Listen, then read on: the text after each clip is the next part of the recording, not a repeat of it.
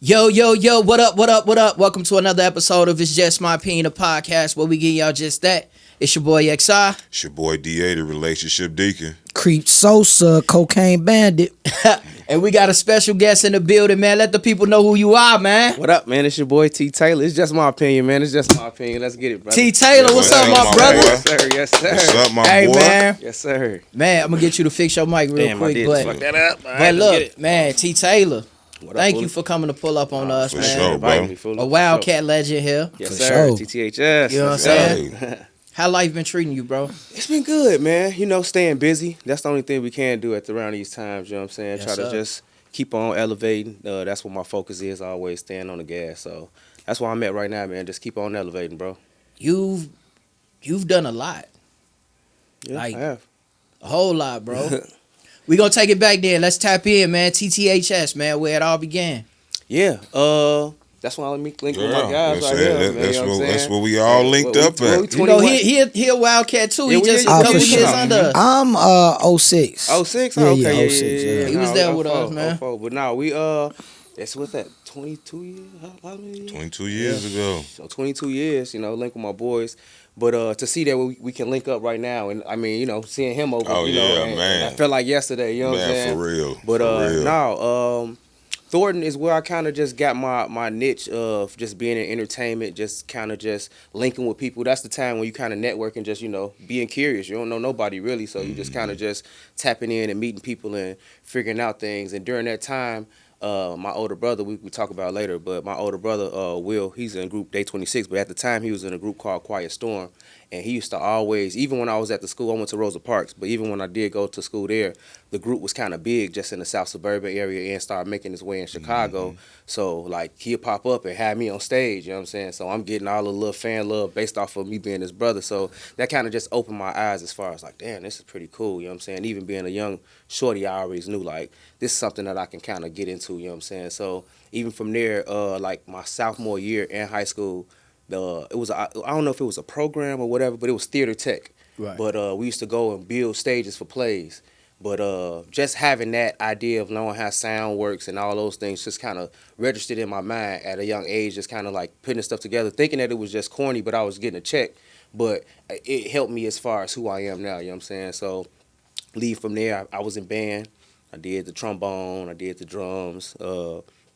I couldn't rock with that because of the outfit, so I never forget coming to homecoming and had the outfit on, man. Just everybody just frying me over there. I was like, yeah, it might be my last time, coach.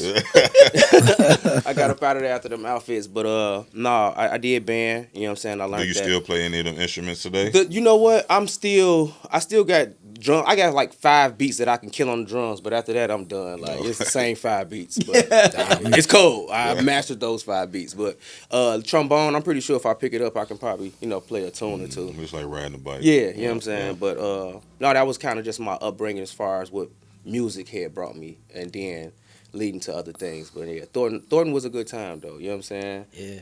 So you knew XI before he was stripping and shit. See, he got the leather pants on now, boy.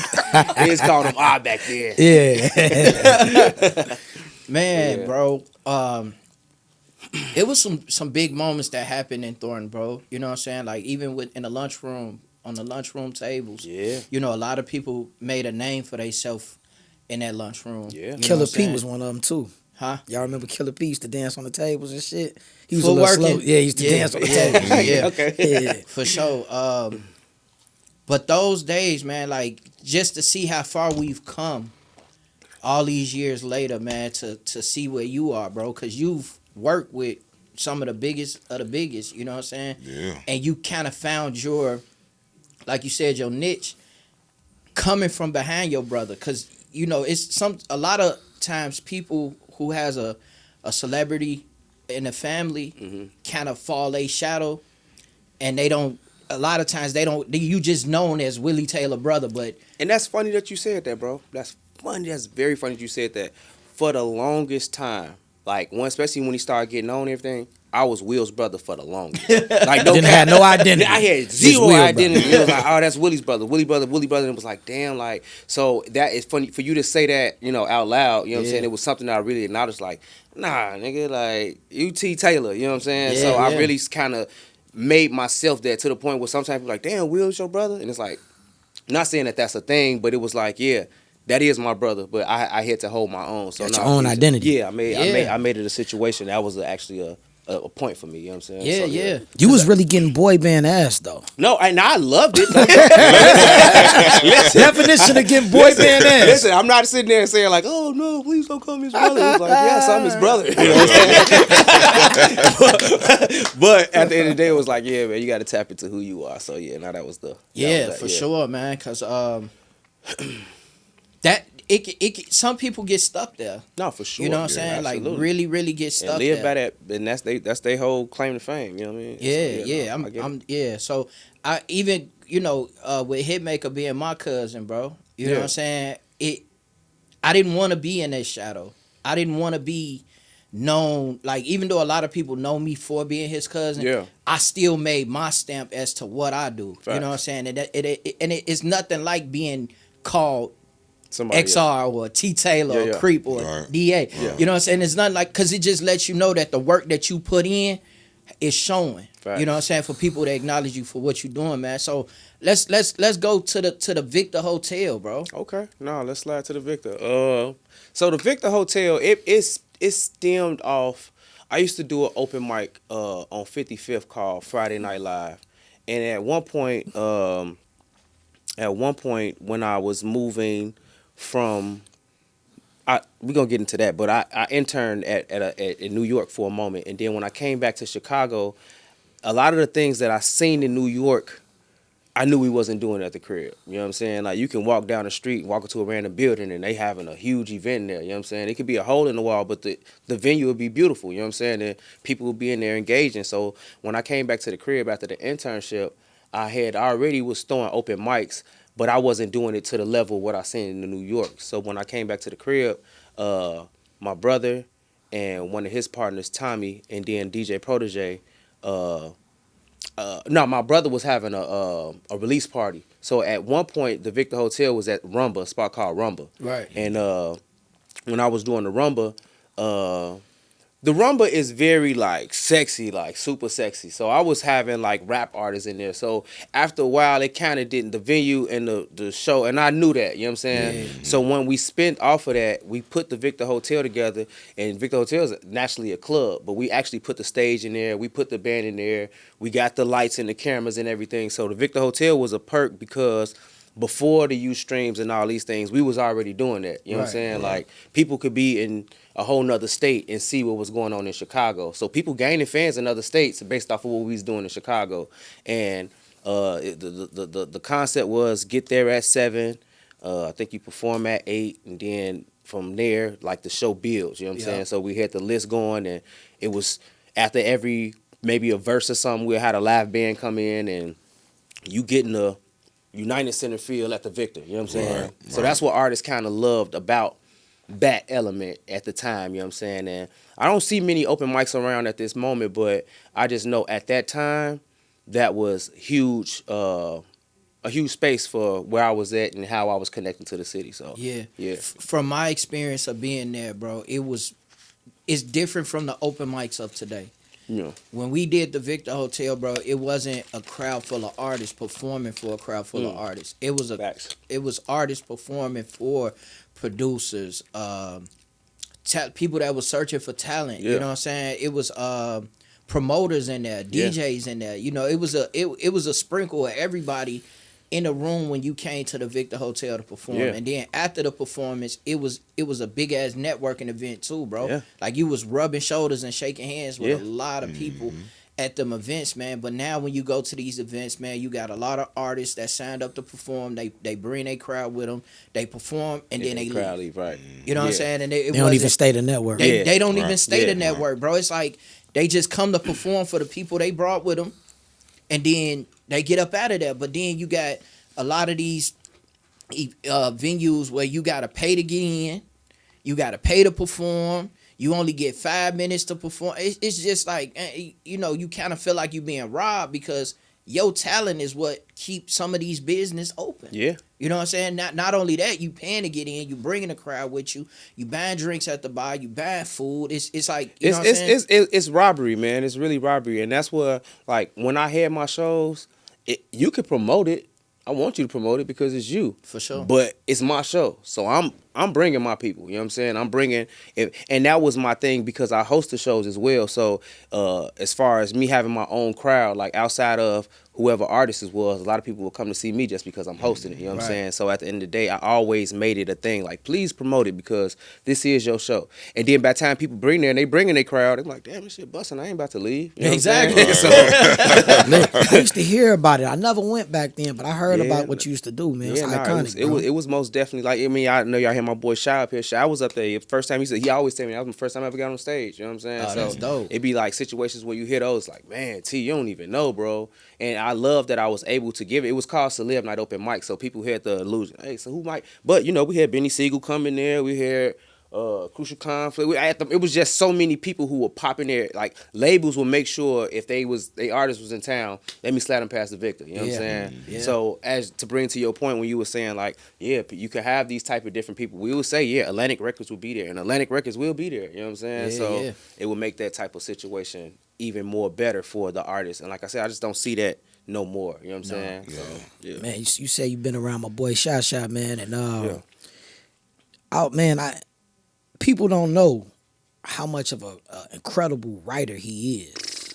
His penmanship, Listen, brother. straight dog. Listen. Yeah. And like I said, I've been in the studio with him. It's so crazy because, you know, I forgot to tell you this, but, you know, I was writing too. So I got a record, the RIAA record where I do get publishing for. But at the time, I was working with Shy and kind of seeing how he operate. And him and my cousin is very, very tight. You know what I'm saying? So at the moment when I'm just seeing how he just can go in the stew and make a song or, you know, freestyle some shit, it was like, damn, nigga, like, you actually cold. And Who I your like cousin? how Jeremih. Oh, Yeah. Yeah. come from a talent-driven family. Yeah. I see. Yeah, no, and you know what? I can I thank my family a lot because even like family reunions is big, you know what I'm saying? Yeah, So when yeah. we had our family reunions, and one thing at our family reunions we used to do is talent shows. So Oh, that's Dope. dope. That's my dope. brother That's get up dope. there and sing. People would do a model. I get up there. It just so happened that I would talk and people would laugh at my talking or whatever. But Right. you know, it was just so many different elements where public speaking or being in front of people, the first way you're gonna be able to do it is in front of your family. You know what I'm saying? yeah. So I can thank God for having a type of family that can, you know, bring that type of element together. But yeah, to bring back to the point with Shy, man, he was just he a dog, man. And I like how he could pivot from artist into writer. So that's always a dope, you know. He's super cool for that. And Jeremiah, y'all went to college together too? Yeah, so let me rewind. So boom, we went to Thornton. After Thornton, I went to U of I, and when I went down there, it just so happened Jeremiah went down there, and two of my other buddies. We had a little crew. We used to call ourselves the Shy Boys. But we went down there, and we just kind of just took the campus by storm, man. Like, Jay would perform at stuff, I would host stuff, my homie would put it together, and we just became a little crew, you know what I'm saying? So from the process of us doing that, like, that was the first time Jeremiah ever got on stage. It was a show called what's that shit called? It's a show that they had out there, you know what I'm saying? But he used to get out there, and he's very cold on the keyboard. Yeah, you know what I'm yeah, saying? for sure. Yeah. So that's how he started the show off, with the keyboard, and he won the crowd. It just so happened, like, during that time, both of us was making our transition. There was a guy who used to always host shows who was a singer. He was making his way out, and there was a guy who was always singing all the time, and he was making his way out. So during that talent show, Jeremiah beat the dude who used to always win the talent show. So it was wow. you know what I mean? So we Right. just leveled up from there. And all during the time of being down at school, it just so happened me and Jeremiah transferred to Columbia together. Okay. So when we went to Columbia, in Chicago? yeah, Columbia Okay. College. Yeah. So when we went to Columbia, it was just so like we the guys in Champaign, but coming back to here, you like trying to figure it out. Like, Yeah. this is a school full of motherfuckers who do the same shit. You know what I'm saying? So it's like, damn, all right, how could we grab what we trying to do? So Jay trying to get in talent shows, and I'm trying to host the shows or whatever like that. And that's how it got me into throwing the open mics on 55th, because everybody was doing one thing and at downtown. So I was like, let me go I found the venue out south, and I started bringing the crowd out there. Yeah. And during that time, Jeremiah was he was singing songs that he was making, but he met up with the guy Mick Schultz that he met at Columbia. During that time, he was singing Birthday Sex. Birthday Sex hadn't hit the airwaves yet, but he'd come down to the open mic and sing Birthday Sex. And then about the third or fourth week, he was like, cuz, man, I think they about to play my record. Me and Mick just went down to the station or whatever, woo, woo. So he ended up playing the song that night, and we got in the car, and we heard. Okay. That's dope. Shout out to Tone Capone, but Tone Capone played it like twice that night, like, brand new song, woo. So we tweaking, damn. All right, you know what I'm saying? So from there, he stayed at Columbia maybe like 2 more months till it started becoming like people started calling, and from there, shit, he got to deal with Def Jam, and you know they was playing the Birthday Sex heavy in Chicago before the world heard it. Yeah, you know what I'm saying? Yeah, for sure.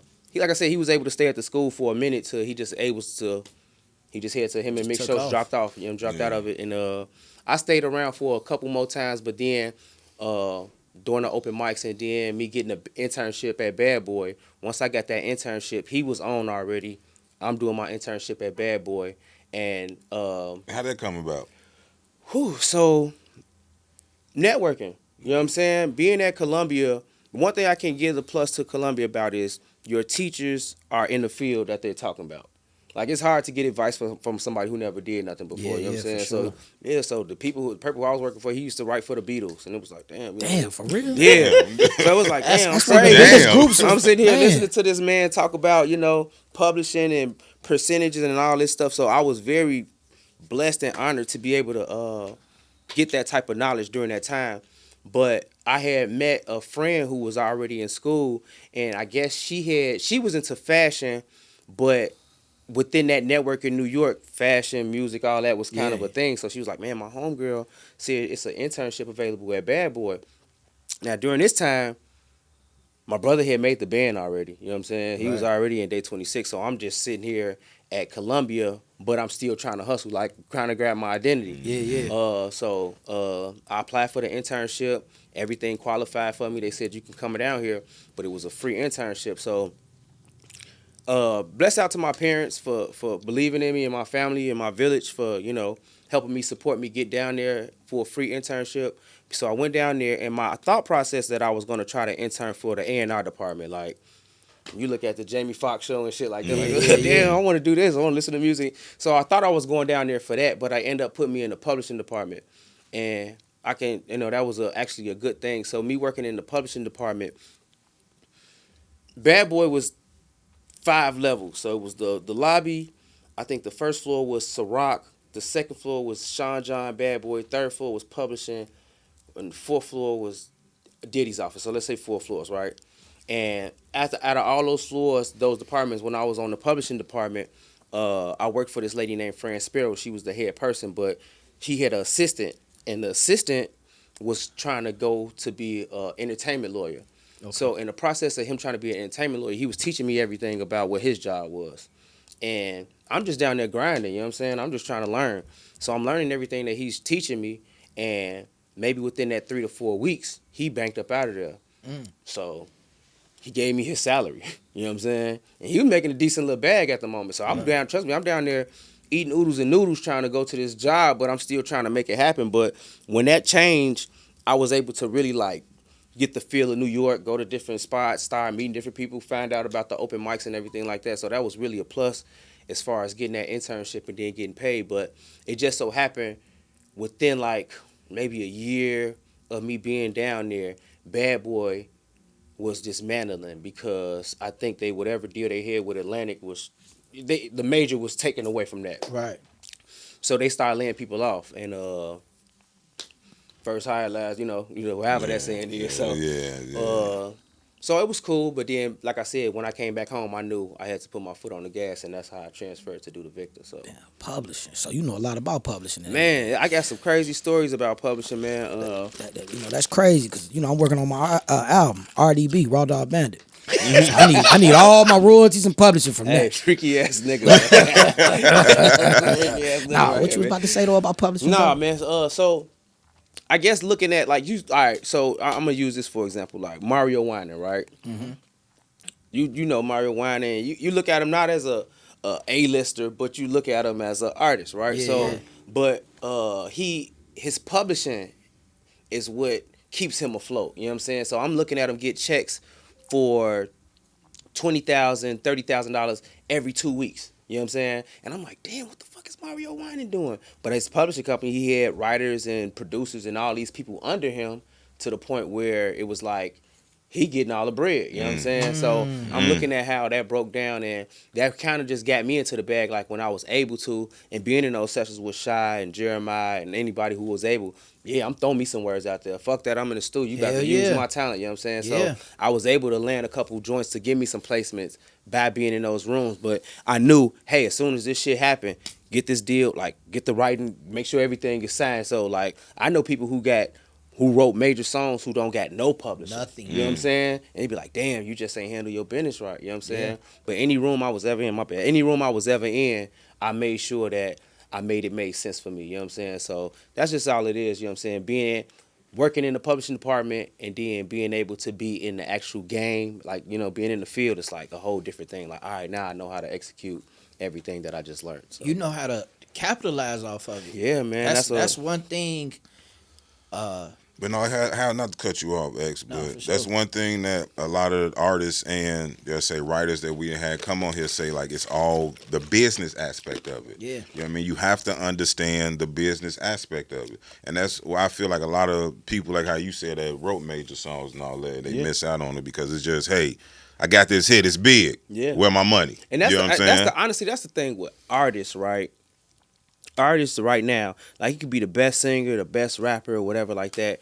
But if you don't have business behind it or have that business aspect to even start marketing yourself to make yourself that, like it's gonna fall on flat ears right now. Like you gotta have the damn near the I know plenty of great singers, some great singers. Like damn, why you ain't on? It's like maybe you ain't marketing yourself right. You know what I'm saying? Like you gotta learn that part, especially in today's time. You just gotta learn that part. What's your opinion on today's popularity over talent? That's what it is. The world is full of popular. That's why honestly, old music, you know, the 90s and the 2000s, they touring more than the new music. You know what I'm saying? I agree. It's because that's what people want to hear. They like those songs. They good. Like most of the songs that pop, you hear them for 15 seconds, and then you hear it on the radio. Like, damn, I never heard this whole song. It's like, yeah, it ain't resonate with you. Like they had a good 50. It's literally 15 seconds of fame. You know what I'm saying? But yeah, the popularity works because they probably know how to market themselves. You know what I'm saying? Yeah, for sure. Yeah. Or they fan base run it up for them. Yeah, but that goes with marketing shit. Like, Nah, I was laughing, man, because you was that bad boy, so I know you was at a Diddy party or 2 or 3. Maybe 4 or 5. hey, so You seen some Baby Oil at the hey, no. So what's crazy is the bad boy parties I went to. So it just so happened, like, all right, I interned for him, but during that time, it was like me just hustling. Like, I had met him maybe a couple times, and then I had met him the time when my brother got signed too, which is another story. But long story short, the party that I went to, it was New Year's Eve, and the type of guy Jeremiah is come as you are type nigga. You know what I'm saying? Right. So we get off the plane and nigga we ain't dressed for the occasion. You know what I'm saying? So we sitting at the gate for a minute, and Diddy wanted to be Jay's manager at the moment. So he was kind of just pulling any string to whatever make this thing happen. So it's niggas outside that probably did know Diddy, but he was making sure that Jeremiah got in there. Okay. So we got in there, and it was maybe like 4 or 5 of us. And like I said, we trapped out. Everybody suited and booted but us. You know what I'm saying? So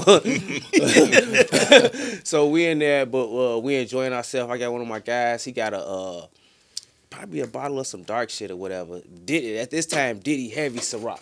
Yeah. You know, this nigga got a bottle of whatever the fuck it is. And he walked up to my man's like, hey nigga, who is you?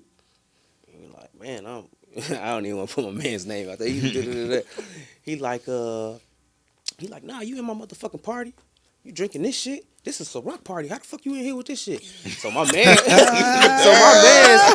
I'm sitting over there looking. I'm like, from this distance looking like, damn. So I'm seeing my man start bracing himself up. I'm like, oh shit. So he started going like this, and he's woo. So he was like, and then he was like, so at this moment, he's seeing that this nigga really serious. He's like, no, I'm here with Jeremiah. He's like, hey Jeremiah, you know this nigga? He's like, yeah, man, that's my man. Ooh. He was like, yeah, man. He just took the bottle. Then he gave him a bottle. So I'm like, enjoy yourself, and walk the fuck out. I'm like, this. God damn. So my man over there mad the whole damn party. I'm like, bro, chill the fuck out. But nah, that was a. I know he was thinking, I beat your game. That's all. Beat the baby wool off your ass. On the real. Hey, did he don't understand about Chicago game? Man, I was looking at my man start pulling up his shit. I'm like, oh, you know what the fuck Knock that Diddy means. ass out. He was gonna get fucked up. Nah, he was gonna get clean. Did he drink that Ciroc? Mad as hell drinking that shit. He over there taking shots like this. Gave me this clear ass shit, Whole man. ass nigga, man. Damn, yeah. So you know we ain't supposed to mix liquor out here, boy. Nah, that shit was Hey, crazy. T, we kind of jumping, but you had two eras. You had one era with Quiet Storm, Lights Out, Candles Lit. Yeah. Then you had the other era with Jeremiah and Birthday Sex. Two of the big, like, you cannot go to an R&B party and them two records is not Especially played. not at the crib. Yeah. I'm trying to, like, you hear me, bro? Especially not at Like, the crib. bro, I remember being at the rink. You know what I'm saying? Markham. The Markham boy. You know what I'm saying? Like, they playing that, bro. We couldn't wait for them songs to come Yeah. on. You know what I'm saying? It was that, the 3-piece. It was like. And that musty as hell, boy. I swear, bro. White tee sticking to Hey, motherfucking white tee blue now because the bitch that danced on you for so long. Man. Hey, I'm sitting there used to bang. That shit I used to used smell hate horrible. you know how we used to bang and had a belt on? You Yeah. go to the crib. Oh, boy. It hurt like Hell a motherfucker. yeah, Like, hell all yeah. this. Right. All that whole ass Oh, fuck that bitch up. Stomach hurt like a Belly bleeding like a motherfucker. I said my belly bleed. Man, like Crazy. I was just talking to somebody the other man. day, and our era, bro, to me is nostalgic.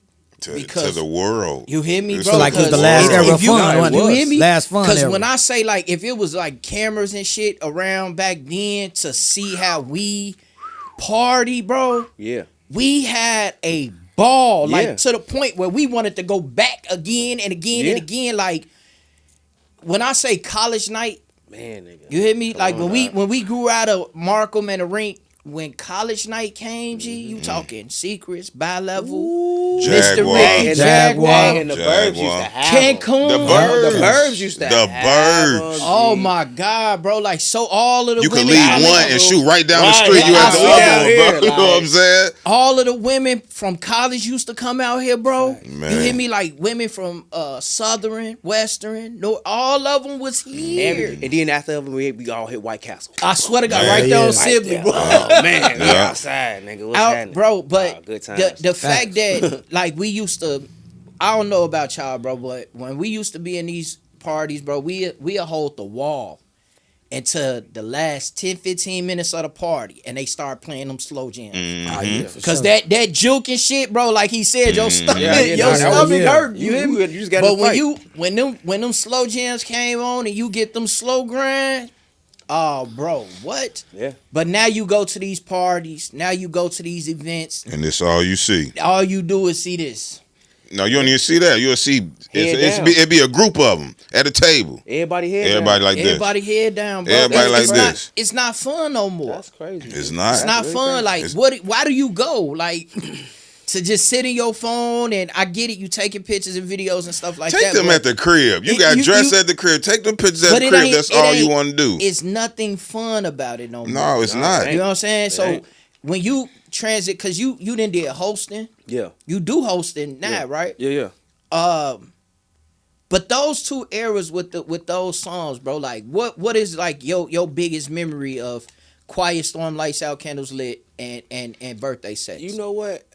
And it's so crazy because how much, and no shade to the radio because the radios don't always live, but how much the radio impact, like hearing those, like I was with both of them at the same time when they songs first hit the airwave, and to experience that for an artist to know that they worked on something and to hear it play to the world at the moment on the radio was like, damn, you know what I'm saying? So that's one point. But to know how it affected, you know what I'm saying, the slow jam era of a club, it's like, yeah, you know, birthday sex to this day, you can still and lights out candles lit. It's like both of those songs is like classic. Yeah, Legendary. like the rotation at the end of a party, especially in Chicago. So nah, man, it's we used to make CDs. Yeah. Oh yeah, nah, for sure. We used to have them You slow know that? jams on the Yeah. CD. If you ain't had lights, held candles lit, 3-piece, birthday sex. Lil Corey had one. Was it Say Yes? Yeah, Say Yes. Say Yeah, that used Yes. to be that shit. Throw you a couple Kales up in there. Yeah, You know what I'm Changed his saying? name You got- to his name like Bando Jones now, some shit like Yeah. that. Lil Corey, he changed his name. Oh damn, that's crazy. But man, T Taylor, you come from Harvey.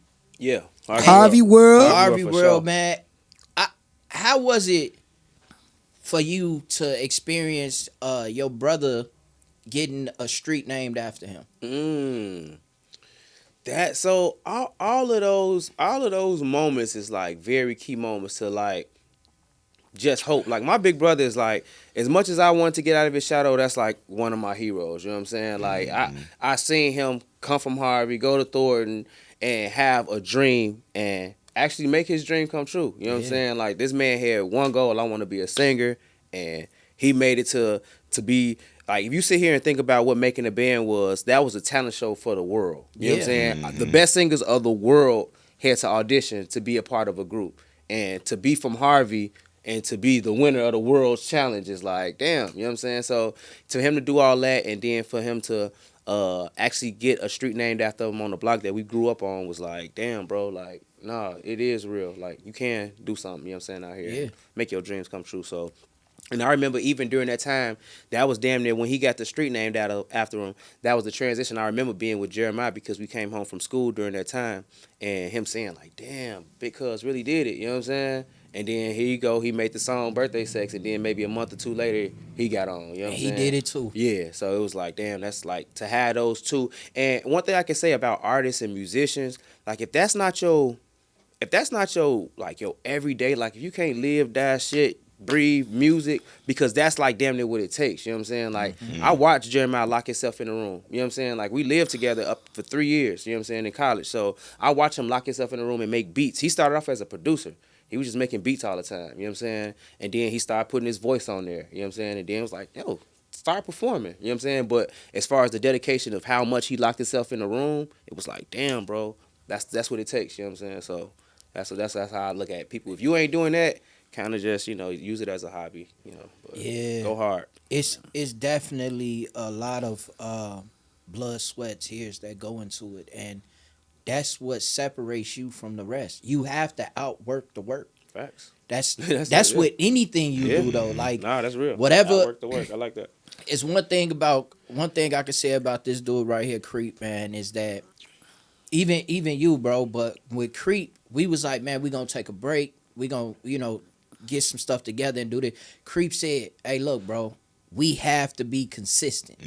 We gotta keep going. We can't afford to take a break, because if we took a break, it'll be other podcasts that's dropping 4, 5, 6, 7 episodes. And I'm like, damn, bro. And then when I listened to what he said, like staying consistent, it just made our shit go even far. Yeah. Like, you know what I'm saying? So it's like, you know, salute to Creep, because Salute to sometimes y'all. we can definitely Gratitude. get comfortable and be like, man, nah, bro, I'm gonna take a break this day, or take a break. And the day that you decide to take a break, you miss a big moment. You know what I'm saying? So it's no such thing as breaks. Like you could pace yourself, but I feel like it's no days off if you're really for sure. serious about it. Yeah, because like how you I said took it. a break from the other motherfuckers I was working with, and we never worked again.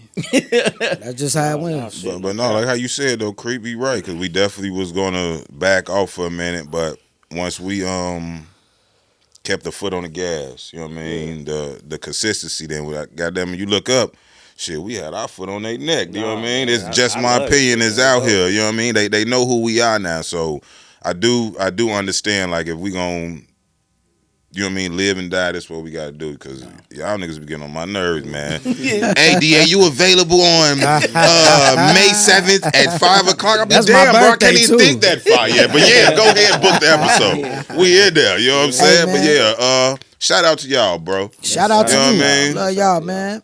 You got a situation with Yo Gotti? So, All right. So let's cause we Who you did, don't know, nigga? No. no, Hey. cause we jumped around a little bit, right? So all right, did the thing with Jeremiah. So how I kicked off with Jeremiah, I was doing the open mics, and of course he's starting to blow up. And as the time progressed, he was on the road maybe a good year before I decided to jump out there with him. And when I got out there with him, I took on the role as far as being his road manager, because he had just when he had got on, he had got his manager was an asshole. I'm gonna just say it, he was an asshole. But as time progressed, he ended up getting rid of his manager. He was like, "Cuz I'm gonna bring you on when I really get time." So boom, I ended up being on the road with him, and I did his road manager stuff for a minute. And so that kind of just put me in the rooms of I knew a lot of the lingo because I did the internship already, but they kind of just put me in the rooms and being able to speak fluently when I came to these things, because it was like, damn, now I'm in these, like, these niggas is the people. I'm sitting next to L.A. Reid, you know what I'm saying? Like, Shit. right, shit like that. It's like, damn, you got to know how to come back with whatever fuck he's saying. So being in those rooms helped me as far as just business, period. But as time transitioned, he knew me for, like, I'm hosting shit, you know what I'm saying? So cuz he come to the crib and he seen how I got the bitch busting at the Victor. So he like, damn, cuz we went to Vegas. I don't know. We just went out there on a limb. He had a show, but for some reason he didn't have a DJ. And as time was we did sound check. I'm doing the sound check. Y'all make some noise. He like, cuzzo, man, you need to be my DJ. And I'm like, nigga, I don't even got no equipment. He was like, man, you need to be my DJ. So I loaded up maybe about 8 songs. I put 2 songs in front of the songs that he was gonna perform.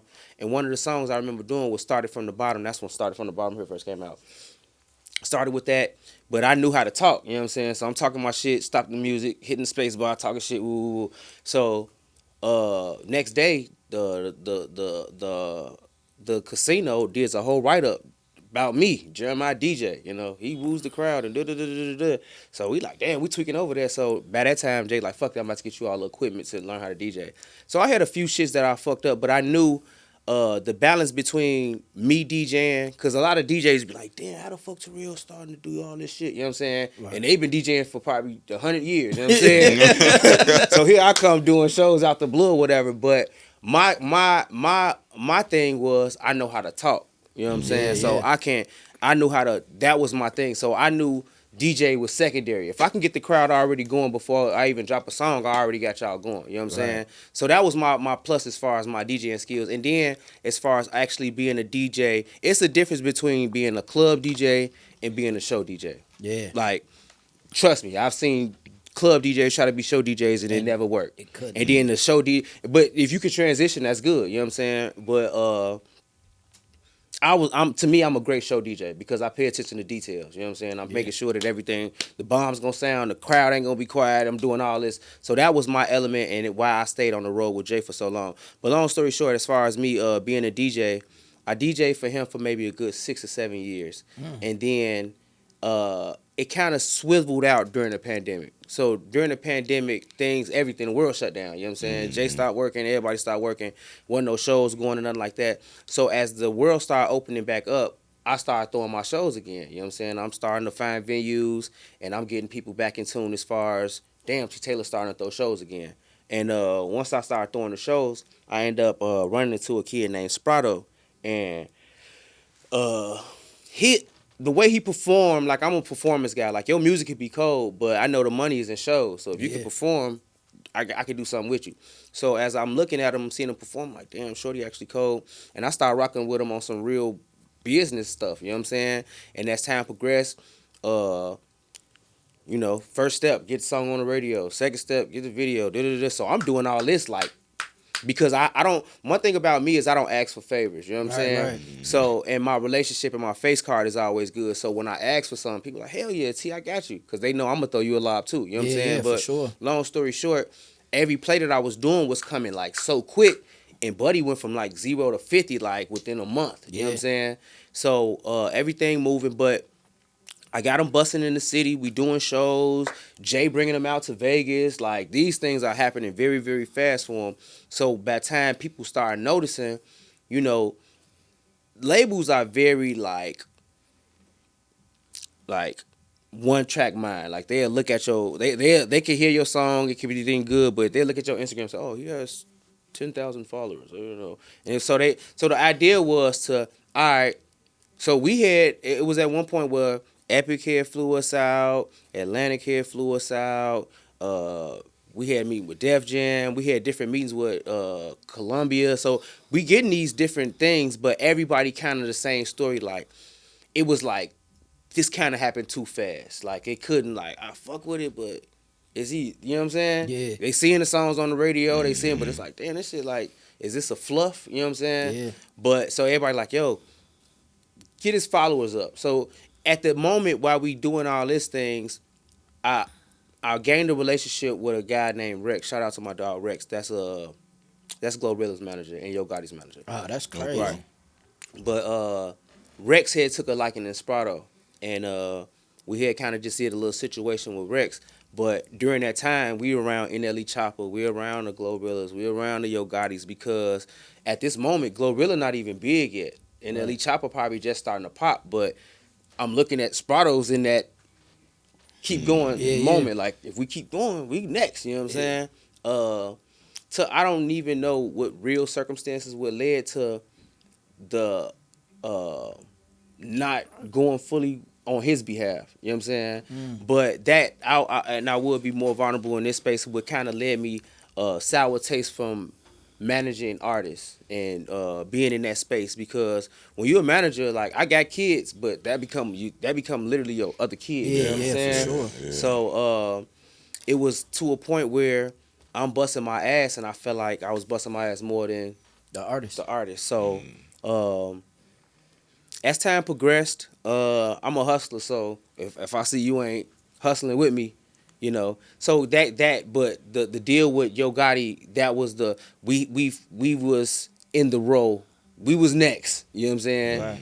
NLE Chopper, look, I'm telling you, NLE Chopper, it was another dude, Glorilla, Sprado. That's how the line was supposed to be. But if you don't have the mindset of the keeping your eye on the prize and knowing this is exactly what you want, then you can get detoured. Because I know as an artist how she can, you know, it can be discouraging. You know what I'm saying? This is what you put your whole life into, and you feel like sometimes it's falling on deaf ears, or sometimes it's not landing, or you're not getting the money for it. And if people don't see that right away, they be like, fuck this, I'm about to go get a job. You know what I'm saying? So I get it in that space, but coming from the network that I come from, the Jeremiahs and Wills, this is what's the route. Yeah. This is it right here, and I'm trying to put you there. So that's still my little brother. Ain't no bad blood, but that kind of put me way off, even from music, period. Yeah. It was like, So that was the last time you managed the artist? oh, absolutely. Because he had a record. What was the name of that record that was in rotation? And it's so crazy because every record that I put out for him did something. He had a record called Wrist Work. He had another record Wristwork. called That's the one that OT Genesis had hopped on. OT Genesis. Yeah, Hitmaker jumped. I mean, Hitmaker. And it's another thing. Like I got, that's so good. But Hitmaker. I had him on the radar. We flying out, kicking it with him. We in the studio with him. Like if you think of a starter kit for an artist, I gave it to him. Gave him what was that super gas, man? Because he went from, because I remember when we went to the radio station, I had Layup that was in rotation with DJ Big Pat. Yeah. And then right after Layup, either Sparto went before me or I was going before Sparto. Yeah, One or the that. other, Yeah. bro. When that media base lineup came out, you seen Sparto, you seen Layup. Yeah. And so I was tapping in with him just based off what you was doing. You know what I'm saying? And I was really a fan of Shorty because that record was going, that wrist work was crazy, bro. Most definitely, it was man. super like crazy. Like I said, to get the reaction that we got so quick, it was like, damn. But that's the whole concept of stay ready so you ain't got to get ready. You know what I'm saying? Like if I wasn't prepared, we wouldn't have probably moved that fast. You know what I'm saying? Yeah. But I just had all the lines lined up. Like, all right, I know to shoot a video here. I know how to do this. And even like how we had the song with NLE Chopper, that was based off of the relationship, but he shot the video and everything. You know what I'm saying? We went out to LA and Buddy gave us the song and the video. You know what I'm saying? It was like, crazy. damn. Like, so, yeah. But like I said, man, that kind of put a very sour taste when it comes to artists. I think the only people who I will probably rock with now, you probably got to be related to me. Like, you know what I'm saying? Because I just know how, and I probably wouldn't even do it then because That's crazy. How you see how your mental changed about doing that shit? yeah, no, it's really PTSD because you can get that far with, and you hear it all the time. Like, man, these niggas will switch up on you, G, and you be like, nah, he ain't gonna do it to me. You be like, nah, that nigga will do it to you. You know what I'm saying? So it's yeah, it changed my mental as far as how I even like. After a while, I stopped. I can't say I stopped listening to up and coming artists, but it was kind of like it just really, I feel back from a lot of that shit. You know what I'm saying? Yeah. Especially from the statue you at. Yeah. You know what I'm saying? You with the top of the top people. You know what I'm saying? You in the studio with all of these big people, and what a lot of artists, because there's been a lot of artists that came to me asking me to do management or asking. I say, look, I can't manage you. I can tell you the things that you should do. Yeah. But I can't manage you, because what they fail to realize is that it's an investment. It's not just an investment financially, bro. It's an investment mentally, physically, emotionally. Time. You know what I'm saying? Like it is so much that you invest in it, because you damn near believing in them more than they believing in themselves sometimes. Like, you damn near they therapist. They parent, you know what I'm saying? You got to make sure they here on time. You got to make sure they eating. You got to make sure they resting. You got to make sure they prepare. It's damn near like taking care of your kids, Yeah, like you it's said. a lot. But it's like you like, especially as a manager, you gotta and it's so fucked up. You gotta want it more than the artist. Yeah. But it's fucked up that the artist, like, it gotta be like, all right, but I want it more than you. You know what I'm saying? Yeah. Because the harder you, like, if you like something, you gonna go hard for it. So I start finding myself coming out of my own personal money for the shit. Like, no, we gotta do this shit. You know what I'm saying? And it's like, damn, when you start getting into that bag, and then like, it's a gamble off the rip, but you don't want it to be a gamble based off of something that you believe in. You know what I'm saying? Yeah, so for for sure. another motherfucker to have that destiny, it's like, I ain't doing that shit no more. I ain't doing that shit no Nah, more. it's a real bad taste, man. It's like, yeah, I don't know how cause you was running hard. Yeah, but you know, like, I mean, but all of it played a part as far as like, even when me doing the role manager for Jay,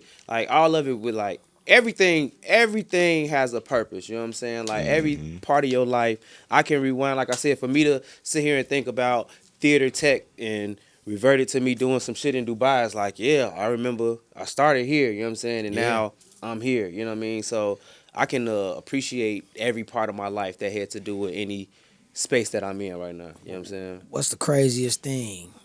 Because I'm pretty sure you've been on the road, so you got a million stories. For sure. You was with Bad Boy. You was running trains. Day 26. You was doing all this wild shit.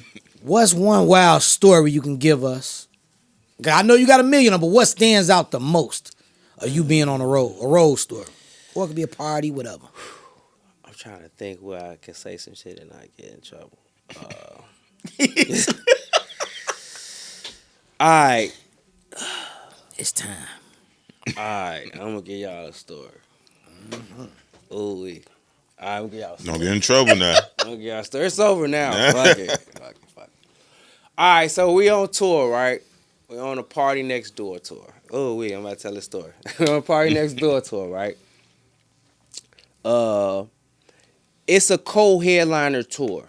So that's how the agreement was. Party Next Door and Jeremih. So we get to Chicago, and of course we thinking Jeremiah's the headliner. We get here, that's a different story. But I think, and I can say this on record, at the moment we was hating on Party Next Door, because at the moment you thinking Jeremiah got the radio hits. But this is during the time the internet is busting too. Right. So Party Next Door got the internet hits. You know what I'm saying? So I'm like, what the fuck is this? So long story short, we get to Chicago. They decide to let Party close the show. This starts a feud on the tour. So by the time we get to Chicago, Jay took it upon himself to come late. So we get to the show, Party performs, Live Nation mad as fuck, but Jay still he's going on. So he ends up closing the show in Chicago. Starts a feud. Next show is Houston. We get to Houston, and by this time, I think damn near the media takeouts and all them is talking about whatever's taking place on tour. So we get to Houston. No, it was another show before Houston. So the other show we get to, ironically, something happened on stage where it was pepper spray on stage or something while Jay was performing. In our mind, these niggas did this shit. Right? These motherfuckers are setting us up. So we end up getting out the show. So now we really pissed. We get to Houston, and Jay like, fuck that, I ain't performing. Woo. I can't believe I'm about to say this. I ain't performing. Woo. He like, so the whole time we on the road or we'll do a show, the joke will be, cuz you be me. You could be me today. You know what I'm saying? I ain't doing that shit. Or, all right, fool. So this so happen we get to Houston. We get to Houston, G. We get to Houston and we get onto a bus. Hitmaker was there. I could think of a lot of niggas who was there. Oh, should I say this shit? Fuck it. So we on tour, bro, and Yes. Speak. we on fucking tour, and this nigga say, "Cuzzo, be me for the night." Granted, this is a big ass show. Like we in the heart of the tour now. Now everybody's looking at it because everybody's talking about the tour. He say, "Be me."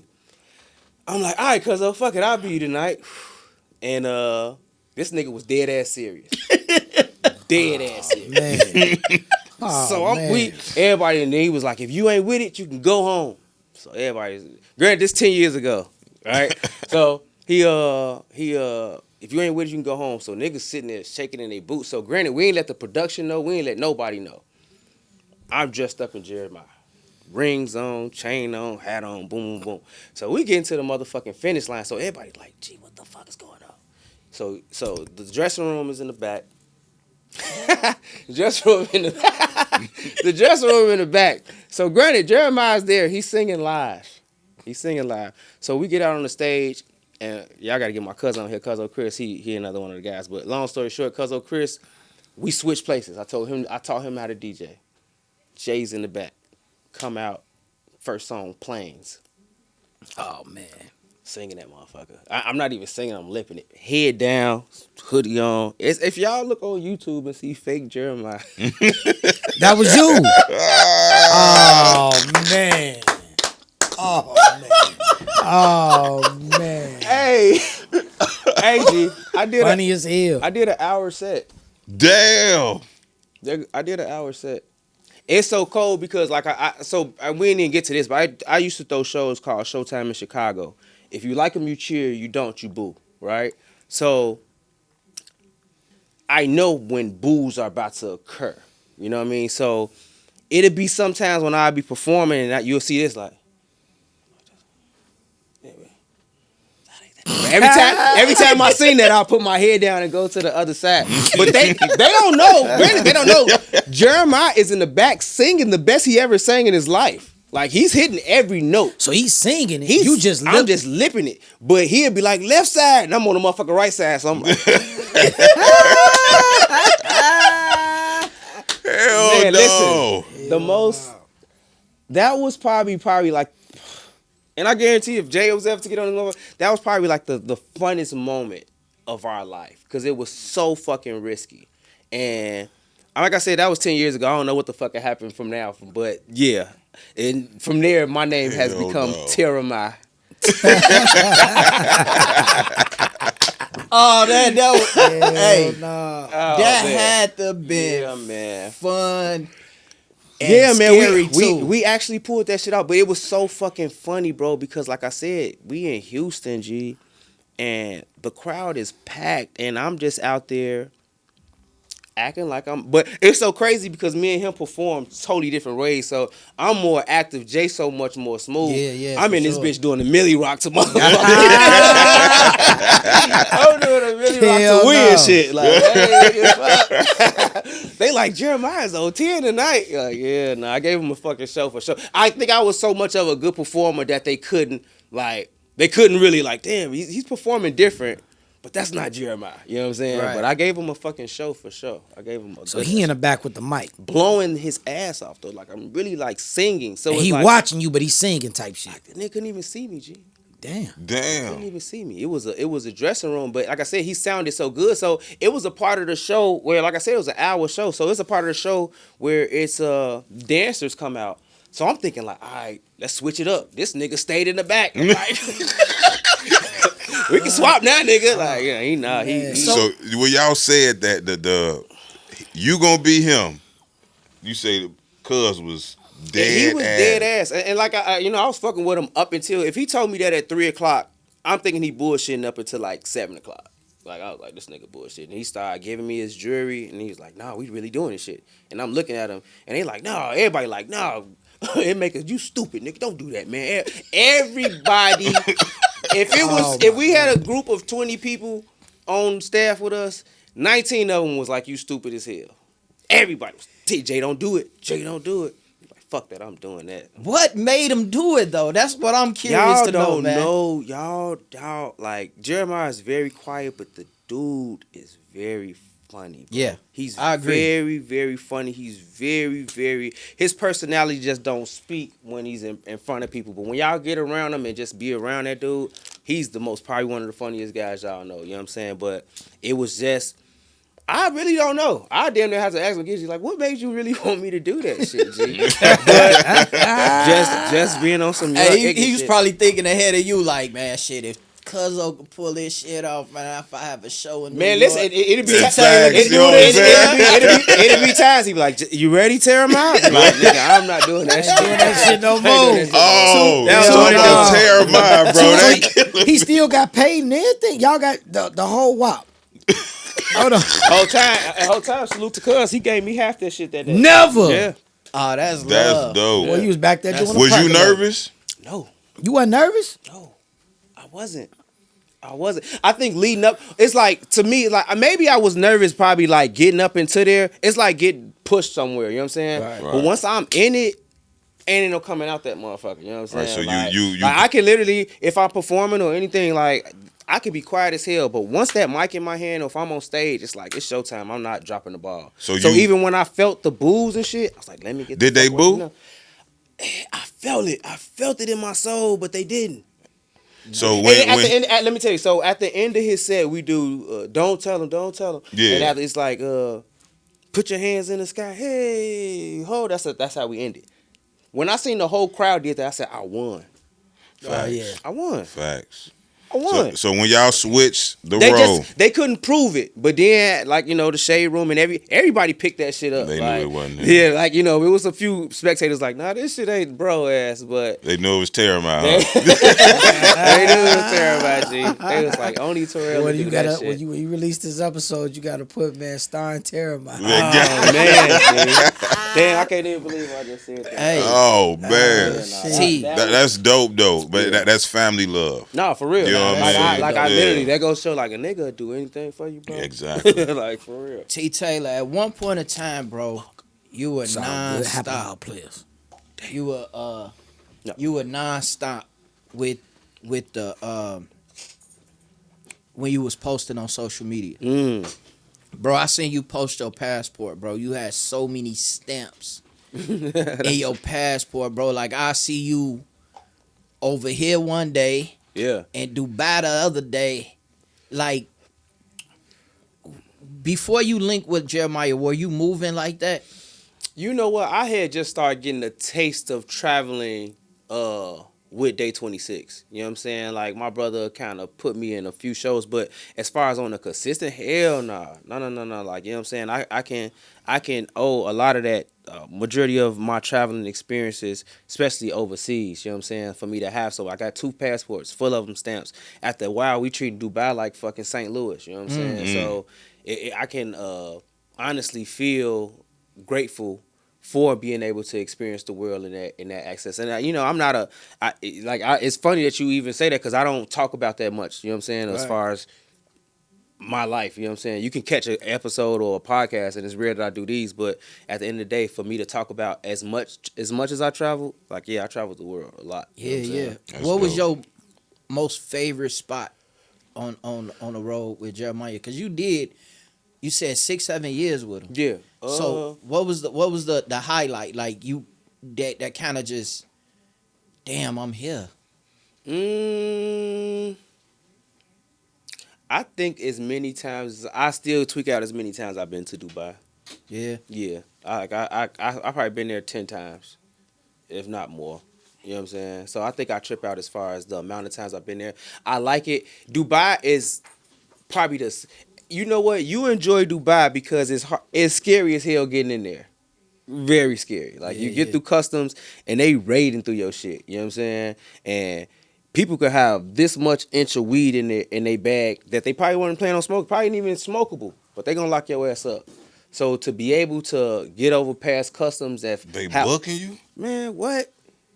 And it takes so long getting in there for some reason. They just I don't know why the evaluation is so long to get over there. But once you get through there, it's a beautiful place. So I think you enjoy it more because it's like, damn, that was scary as fuck. You know what I'm saying? Right, so right. no, I think Dubai. I love Barcelona. And I only probably been there probably once, but I can remember great times at Barcelona. And I like London. I like London. London kind of reminds me of Chicago in some aspect. Like I feel like if I was to ever move overseas, London would probably be a place where I tap into. But, yeah. What foreign language you taking when you was in school? Raw dog. Hey, creeping freaky ass nigga, bro. Please, nigga. No, see, I did, and it's so funny because I be thinking I can speak Spanish like a motherfucker, but no, I took up to Spanish too. Okay. Yeah, Spanish too. You know what I'm saying? Like you be going over there talking to them. Man, and I thank God for all the apps and shit now, because you know what I mean, it makes the transition easy. But when we first went out there, it was nothing, and it'd be so crazy because you'll go over there and these people will know word for word, but then get off the stage and these motherfuckers don't know a word of English. You know what I'm Which saying? is crazy. They like they'll be singing and like you don't even know what you just said. You know what I'm saying? That goes to show how much music is universal and how much it speaks to the soul. Yeah, like you know, I don't even care what you saying. I just love how it sounds. How it sound, right, so, right. You know, my birthday in 2 weeks, man. I love to go eat at your restaurant. Come on, slide, man. Chemistry, man. The number one black-owned steakhouse in the world. In the world, It's huh? number one black-owned steakhouse. Is you know what? Chemistry, I like chemistry so much, and it ain't just because I'm a part of it. It's there's no place in Chicago like chemistry because we focus more on the experience. You know what I'm saying? Like the food is good. It's a steakhouse, and you know. We got all that stuff, but it's like from the second you go in there, you're gonna take a picture. You're gonna wanna we're gonna come out with the smoke. You're gonna see fire on the table. The drink's gonna have smoke. They gonna come and cut the steak at the table. They gonna fire it up. You got live entertainment going on. Right after that, it's a DJ. If it's your birthday, they bringing out celebrations. It's like so many things that go into this dinner experience. It's like, all right, I like this place. You know what I'm saying? So I think for the culture of Chicago, for it to be different, of course you get those in Atlanta and Houston. But I don't think there's no place in Chicago like chemistry. So I work for a meat company too. You probably gotta holler at me afterwards. Oh yeah, I really do. I'm a truck driver for Mosley Meats. You probably heard of Mosley Meats. Oh yeah, for sure. That's Absolutely. where I work at. Yeah, no, we most definitely can have a meeting, bro. Yeah, I'm gonna steal some boxes out the back. Hey, Now you say you part of chemistry, right? You know, all black folks, you know, they eat their steak different. Yeah.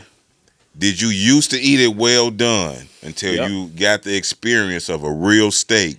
And how do you order it now? It's fucked up, bro. I still need my shit well done. There you go. There you go. Sorry, That's some real bro. shit. And people who eat they motherfucker, that come from black families. Yeah, I swear to God.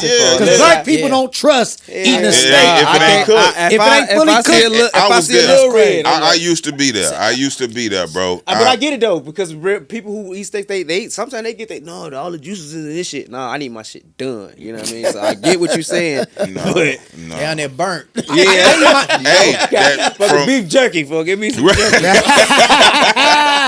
I got well, it, bro. It medium gotta have well. some pink in it, bro. No, you know what I mean? medium well is the way to go. Medium Yeah, well. medium well. You know what I mean? I ordered medium well one time. I forgot what steakhouse I was at, but they brought me out Rare? medium rare. Oh man, Bro, that shit was the That best blood steak was coming I out ever your had in mouth. my He life. said it's the best. It was the best steak I had in my life, and it was pink.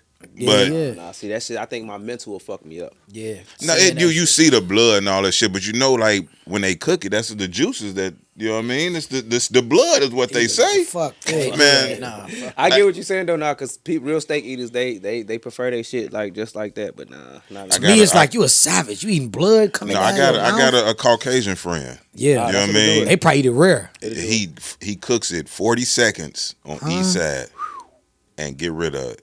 Yeah, that's something. 40 seconds. 40 We give it to his seconds. dog. They say himself. that's how you cook rare steak. It's supposed to be either 40 to 60 seconds on each side, and he'll That shit still raw. and sit down Heartbeat. and he get busy on it. One thing that I Fresh can out say, the pack. one thing I can say, man, the chemistry experience, bro. When I seen you, and you know, I reached out. He answered the phone. That's one thing I can say about T. Taylor. No, Hey T, I'm coming up there to chemistry. What time you coming, bro? I got you. Yeah. And when I pulled up, bro, the experience was super. The experience was so dope that when you get your bill at the end of the day, you don't feel robbed. And you know what? You don't feel robbed, bro. Like you feel good, and then you good with throwing that extra tip because they coming out dressed as chemists, like you said. That's smoke dope. coming off of it. That's dope. The live entertainment, bro. Yeah. You hear me? Like people like I ain't talking about somebody up there karaoke. I'm talking about somebody up there really giving you a fucking show. Yeah. But so all this. Why shit you is going on. eating? Why you eating? Yes. So for my birthday, if I snorted a line of cocaine off the table, y'all ain't gonna put me out there because I know you now, right? Hey, folks. Hey, class of 06, wild as hell, G. I'm gonna say I know T. They gonna be pulling me. I know. Call T. Taylor. He said I can do it. It's my birthday. It's my birthday. Hey, man, this guy. You done had, bro. Y'all had the ABC News New Year party there. Yeah. The countdown there. Y'all you done had Dope. from athletes to actors to artists. Yeah. You done had like, bro. You gotta. I know your motherfucking Rolex.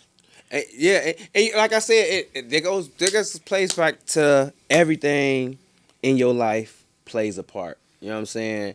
And a lot of the people that slide through chemistry is based off just of the relationships that I made throughout the years of being on the road or networking or being in some places that, you know, God blessed me in. So, when they open and like just same as like how I roll it with the Victor, like if somebody in town, I'm in town, I'm about to slide. Like I'm gonna pick up my phone because one thing about me is you never know. You just never like you can't don't shit. Oh, listen, this is a story, and I went to church this morning, but Me too. yeah, I won't. Yeah, but listen, I did too, yeah, bro. and I I needed never that. shake my hand when I go to church. Yeah, you went to church this morning? Yes. I want to give you a hug, nigga. Give me a hug. I was in nigga. that motherfucker. Give me a I was hug, in that nigga. sweating, boy, like vampire in Brooklyn. I bet, boy. I was in that motherfucker sweating. The seat was hot and See what's hot everything, boy. and everything. God damn it. God damn it.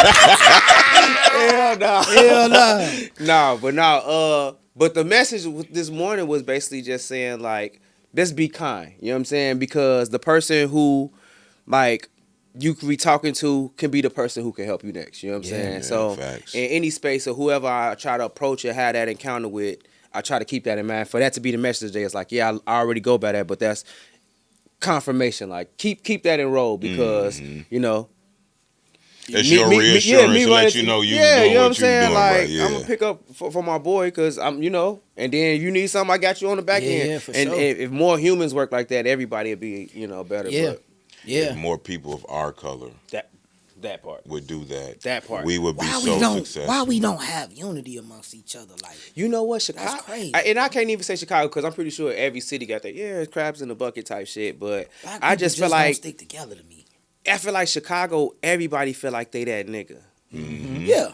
and it's hard to put somebody else in your niggerish moment. You know what I'm Right. saying? And it's like that be hard. Like for y'all to link in, y'all to have this history and y'all put them egos aside and all y'all came to one head to make sure that this shit pop. You know what I'm saying? Yeah, for sure. And that's the only way shit work. But a lot of motherfuckers be like, nah, I'm that nigga. Like I ain't.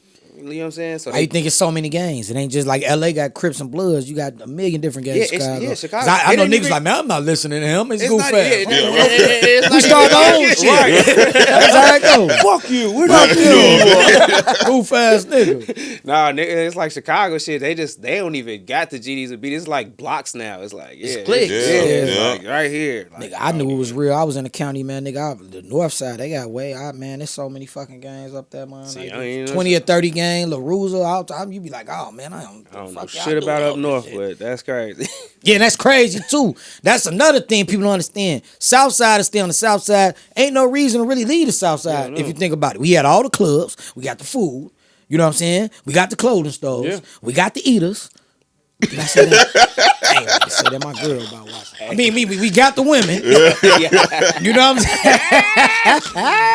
Hell nah. Oh man. Nigga funny. T, what's your relationship with Rico? So Rico Nance, that's the owner of Chemistry, and he's like a mass entrepreneur. Like if you think of a person who got some shit going and like to keep it moving, is Rico. So he owns Chemistry. His first restaurant was Lighthouse. It's in High Park. Well, it's multiple Lighthouse now. You got another restaurant called Stussy's Diner on 35th and Halsted. It's another restaurant called Soul Shack on 87th and Ashland. It's also a Soul Shack in Dallas. But Rico is my partner. Like he after during the pandemic when he was about to open Chemistry, this was 2021. He called me and was like, man, the spot was gutted, dust on the ground, everything on the floor was just, and he was like, man, I want to make this called Chemistry. He was like, man, if you just give me your vision, think what how could you help, and we started bouncing ideas off or whatever, and we started doing that maybe up until we opened in 2022.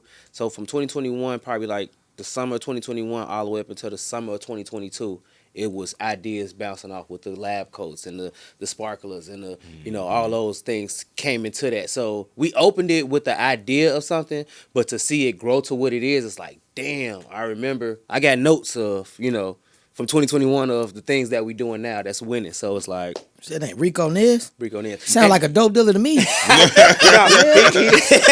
Nez. But no, he 7-8 restaurants. He also Where the money come from? Also, No, shut up. Rico, his brother, y'all know Mickey Halsted? Yeah. Hell yeah, that's his brother. That's Mickey Halsted. Mickey Halsted. He managed Tink and G Herbo. G Herbo. Yeah. Anna Marie. Yeah. Hey, we've been trying to get holla at him, man. Tell him come sit down, chop it up with us, Who, bro. Mickey? Mickey. Hell yeah. Man, listen, Hell bro. yeah. Mickey was like, Mickey was on Bling Bling. Oh yeah. No. You know, a video lot of people Bling didn't Bling? know that. Yeah, he Mickey got verses on- he Halsted was was on on- Bling he was Bling with, with Lil Wayne and all of them, bro. He was in the video? Yes, in the video, man, he had one of the coldest verses on there. You know what I'm saying? You He ain't know that? spazzed. No. Yes, bro. Nah, I Mickey think Halsted Bling is Bling. definitely like definitely a legend. shout out to Mickey Halsted, man. Yeah, So- fact. You need to come sit down with us, Mickey. Yeah. Hell yeah, we want Mickey in here.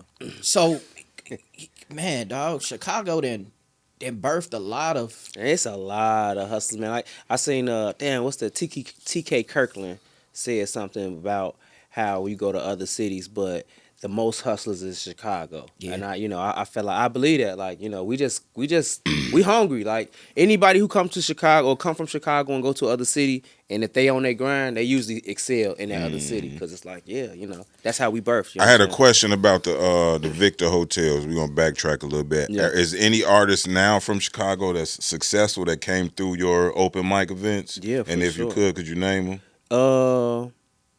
Rotimi, he was one of them. Rotimi, he'd tell you a story as far as him, like that was the first time him getting on the stage. Who else? Of course, during that time, Jay was on his come up, so Jeremih was in there. Some of the celebrities that we used to have come in there, Benny Siegel, Raheem Devine, Do or Die, Crucial Conflict, Twisters, Shaunas, people who used to come in there who wasn't in music but used to always come in there. The guy Ryan Henry from the Black Ink crew. Okay. Another guy, man, he actually he does a lot of movies and stuff right now. His name is Mark J.P. Hood. Y'all can look him up, but he does a lot of things. He used to come in there. A lot of people who like like the musicians that we used to have come in there. Even a lot of people who was just coming there singing end up doing bigger things for background artists for singers. You know what I'm saying? So I can name a list of them, but y'all probably wouldn't know who they are. But they doing big things as well as far as in the music industry. But now the Victor Hotel, it just birthed so many different like actors, like even so. That thing I didn't touch on, I used to do comedy shows too. So some of the comedian people who I've touched bases with, Lil Rel was part of my open mic shows. This guy, he was on Saturday Night Live named Redden. What's his name? Damn, slid my nigga name. He was like the other black guy. It was Keenan and this guy. Damn, I fucked his name up. That's my nigga. But no, but he was the other black guy. His name is Chris Redden. Sorry, Okay. Chris Redden. Okay. Yeah. That's my dog. I put him in his first comedy shows. T Murph. Yeah, I know Okay. T Murphy. Yeah, T Murphy was in my talent shows. Like I said, this is pre them getting on to the world. Like this is shows. That's why like when I see these guys, it's that energy because they know like, damn nigga, you came and gave me my first type of start type shit. So yeah, T Murph, Chris Redden, Lil Real on the comedian side. But yeah, I touch bases with a lot of people, especially from the career. And it's like it's a lot of comedians that I'm not naming that's busting. You know what I'm saying? Even as I start throwing comedy shows at Chemistry, I've had Just Niche come up there. I've had, of course, Leon Rogers, Corey Bell. Corey Bell, she used to be at the Victor. I don't even know if y'all, but Corey Bell, she on tour with Cat Williams right now. Yeah. But yeah, Corey Bell, she started at the Victor Hotel. You know what I'm saying? That's crazy. Yeah, That's dope. So, no, it birthed a lot of good artists from the Oh, well, y'all know what time it is. It's Rapid Fire T. Taylor. Both of y'all niggas set up different. What the fuck y'all doing? We both get the same shit. Strong as hell. It's Rapid Fire T. Taylor. Yes or no, this or that. You Let's know what I get it. mean? One word answers. You know what I mean? It's just your opinion. All right. Hustle or patience? Patience. CEO title or peace of mind? Peace of mind. Legacy or luxury? Legacy. Why? So, and I be having these little random conversations. So, one thing we gotta all look forward to in the world when we born in this motherfucker is we gonna die. Yeah, You know what I'm saying? for sure. So, and just the people who've passed that's close to me within the last couple years, if you don't keep their name alive, they're dead. Yeah. You know what I'm saying? Like you not gonna hear, like they talk about you the first 2 weeks heavy. Oh, R.I.P. But if nobody's on earth and you didn't leave a legacy, like you just gonna like, and not even like so. 'Cause I don't want to get too deep, but like, ain't nobody talking about my great granddaddy.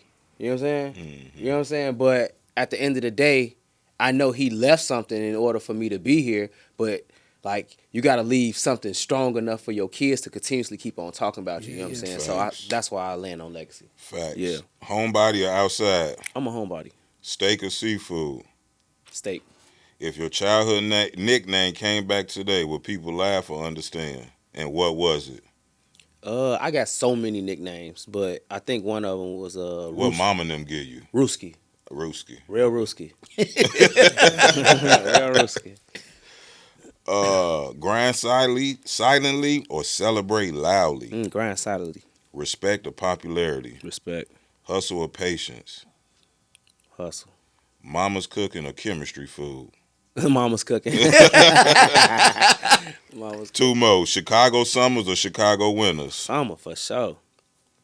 No, I got two more after this. Rich in money or rich in time? Shit. Give me a little rich and I don't want to say the wrong answer, but yeah, rich in money. Last one. Hard lesson or easy blessing? Hard lesson. Why the hard lesson? Lessons prepare you for, like, if everything that we do is a lesson. You know what I'm saying? From every second is a lesson.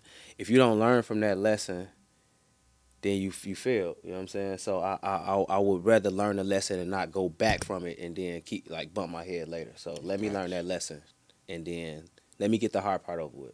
Okay. Yeah, You speak a lot about family. for sure. I know you lost your pops, man. Condolences. Yeah, Condolences. No. My mama.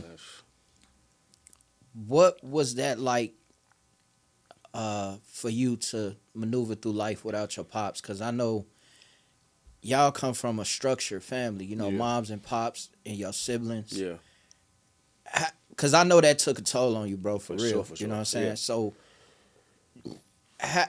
how has life been since losing your pops? You when you lose somebody that close to you, it's kind of like adjusting to the new norm, if that makes sense. It's like, and that's just so hard to do, especially if this person, like, your dad, up until he did is the time that he been with you. And my pops was a pops, you know what I'm saying? Like, he gave me lessons. He guided me. He was like literally like my Google guy. Like, hey pops, hey pops. So imagine losing Google. You know what I'm saying? Yeah. So balancing that, I'm still going through it. You know what I'm saying? Like it be moments when I'm driving, it be like, damn, I wish I could talk to my dad, and memories of. But one thing I can say about death and when somebody leaves something, a legacy in you, you start answering the questions as if you're them. You know what I'm saying? Like, I'm like, damn, what will my daddy do? And then, ironically, the answers will come to you because they say, like, yeah, when you die, they gone, but they still with you. You know what I'm saying? So, it be a lot of moments when I be like, damn, that's some shit my daddy would have did. Or, you know what I'm saying? But that be him speaking through, wherever he is. So, I think just navigating and navigating the new norm, like, nothing is the same when that happens. You know what I'm saying? Like, everything is different, but you got to kind of figure out what that is now. You know what I'm saying? How long has it been since the passing of your father? 2021. You a father. Yeah. How many you got? I got 2 boys and 2 girls. 2 boys, 2 girls. and I got 2 boys and 2 girls, and then I have a stepchild too, so you can say 5. What is something you took from your father that you instill in your children? The best thing you can do for your kids is be present. That's I agree. it. Like That's it. being there and letting them see you be human. You know what I'm saying? Like, you don't want to be absent from your kids and they get older and then you trying to adapt, because like those younger years are the most important years of a kid's life. You know what I'm saying? Like, that's the foundation. So even as they get older, they gonna remember this is the heart of where my dad is. You know what I'm saying? So by my kids being so young, I got a 5-year-old, my daughter's about to be 8, and then my son about to be 10, and then I got a 15-year-old, and then my wife's son is 14. So the age difference and watching what I did with my 15-year-old and how I'm trying to adjust to the things, even down to my 5-year-old, it's like your parenting skills change every child. You know what I'm saying? Every child. So it's kind of like, You get more tired of. Yeah, you know what I'm saying? For sure. Shit You don't get even more matter tired. no more. You know what I'm saying? You done became more patient. You know what I mean? Settled in. Seriously, like my 5-year-old got the easiest, but she the coolest. You know what I'm saying? She got everybody's personality, but I just think like, yeah, being present for your kids is probably the biggest thing you can be there. You know what I'm saying? Like, I think it's what you said, man. Like your presence. I think us sitting here as men, as fathers, it's so important for your children to see you go through the seasons. yeah. Oh, yeah. You know what I'm saying? Nah, for Because sure. they learn that everything is not always gonna be good. Mm-hmm. Everything is not always gonna be bad. Mm-hmm. You know, they get to see those seasons, and they able to see you overcome those seasons. So when they time come, they can do what you did and say, "Hey, what will my pops do?" Yeah. Or, Yeah. how would they handle this situation if they not able to pick up the phone and call? No, But- and you gotta let kids be Kids. No, Kids. no cap, because like it be so crazy. Like I sit here and I be thinking of stuff of me when I was 5, or some fuck shit somebody did to me when I was 5, and it's like, damn, I remember that. I You know what I'm remember saying? it. So you got to be careful what you do to a kid. I You know what I'm saying? remember it. So at the end of the day, it be like, yeah, just be present. Make sure you can talk to your kids. Like always communicate with them. Yeah. Like I want my son. I got this thing on my Instagram where I call my son. It's called Chance Chats, but he talks so much. You know what I'm saying? And I be wanting to say, shut the fuck up. But in the space, if I would hate to shut that down at an early age, because I want him to talk to me for his whole life. forever. Every stepping Forever. stone, any girl, any drug, anything that you want to be concerned about, I want you to know that it's an open door to talk to your dad. So if I shut that shit down now, which I see a lot of parents be saying like, hey man, just tell them to shut the fuck up. It'd be like, nah, I'm not doing that. And then with that, you know what I mean? Like, 'cause my situation is similar to yours when it come down to the children. I got 5. I got 2 boys, 2 girls, and I got a stepson with my wife. Oh, okay, we're in the same boat. Yes, sir. Okay. I'm man grown though. You know what I mean? I got a Right. 19 and 21 year old. My daughter just turned 20, but I say that because my daughter, you know what I mean? She's in town now, and this is my first time seeing her ever. You know what I'm saying? And I got in her life when she was 13, and then, you know, all that misconfusion with me and her mom and all that prevented that, so she felt ill. So like I'm saying, like when you say the presence, it definitely matters, because it was a point in time we had a rough patch where it was you wanted to get rid of me.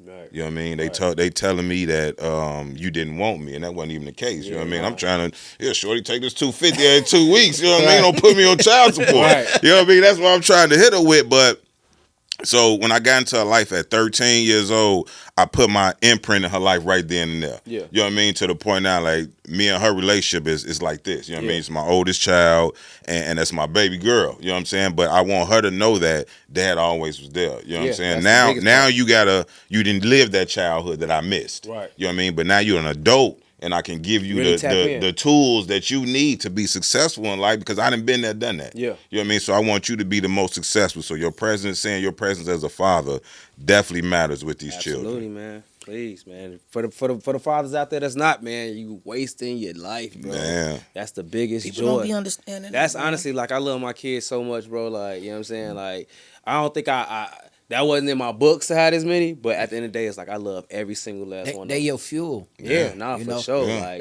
That's like your you think fuel. of purpose, like that be your purpose. Like, you ever think of Like something YFN Lucci got a song, and it's What I Do It For.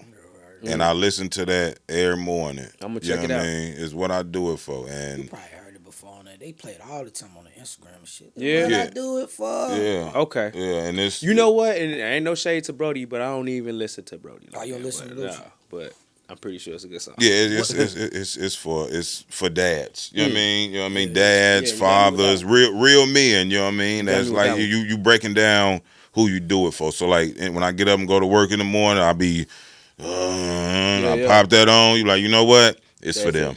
Nah, It's for I'm them. gonna check that shit out for sure. So what's next for T. Taylor, man? Man, Joe. So outside of the things that I do for the restaurants right now, like I said, I didn't jump from music to restaurants, but it like with the live entertainment, you know, that's the part of the field that I'm in when it comes to the restaurants and stuff like that. But outside of that, with those restaurants, I am so it's a company that I work for called Build, and it's I guess it's an outlet program for underfortunate youth. So they hired me as a contractor to come into the school, and I teach music business. You know what I'm saying? And, Oh, that's dope, bro. And a part of the music business is also like Adulting 101. So I kind of try to tie the two for the people who's not interested in music. Yo, adulting you can't never not get around. You know what I'm saying? Facts. So those stepping stools as far as how I produce to the kids. The school is called Clemente out west, but I've been doing that for a couple years now, and it helps. It fuels me because sometimes when you are able to speak to youth that's your race, you know what I'm saying, and you start saying it out loud, it helps you in the midst of it too, because it's like Facts. you saying it out loud, like, yeah, I could apply that for myself right now, but you can do it right now too because you're a shorty, you know what I'm saying? So, yeah, I do that. Another thing that I'm working on is a fragrance line. Everywhere I go, man, people say I smell good, you know what I'm saying? So I'm going to take What's that. the name of the fragrance? Terramar? Hell nah. No, it's called Choice. It's named after my daughter. Okay. Your daughter That's named dope. Choice? Yeah. That's Get the fuck dope. out of- That's correct. That's man. dope. How you spell it? You spell it the same way? CHOYCE. Okay. Yeah. But yeah, it's a unisex fragrance. It's gonna turn heads, but like I said, that's in the works right now. And outside of that, man, y'all can catch me at Chemistry, man. I'm usually up there, man. You know, throw my name out there. I'll most definitely look out for you. No, you know. I am. No, you got it. You Hey, got yo, it. Seventh, boy, Hey. it's line time. Woo. It's time. Man, T, man, we really appreciate you coming to Over. sit down and chop For it up sure. with us, man. Nah, this the was energy, fucking the fire, stories, bro. Nah, this We is definitely gonna have to get you back up here Yeah, again, I man. say, When you- then it goes back, bro. Like I say, Wildcat legend, bro. Nah, man. Yeah. You know what I mean? From Thornton hallways Damn, dog. to your success today, and we all here, Yeah. not just me. Yeah. To see it, bro. Nah, you know what I man. mean? I just want to take my hats off to you, bro. Salute. You know what I mean? appreciate Keep working y'all, for the bro. city, bro. Nah, You y'all, doing let it. me tell you something, man. When y'all look at this episode, man, go look at the other episodes. This show is really good.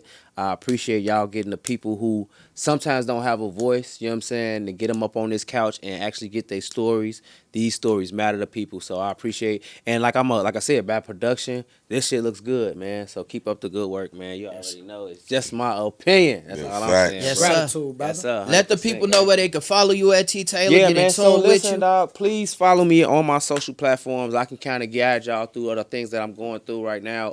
T Taylor on Deck is my Instagram, and on Facebook is Terrell CEO Taylor.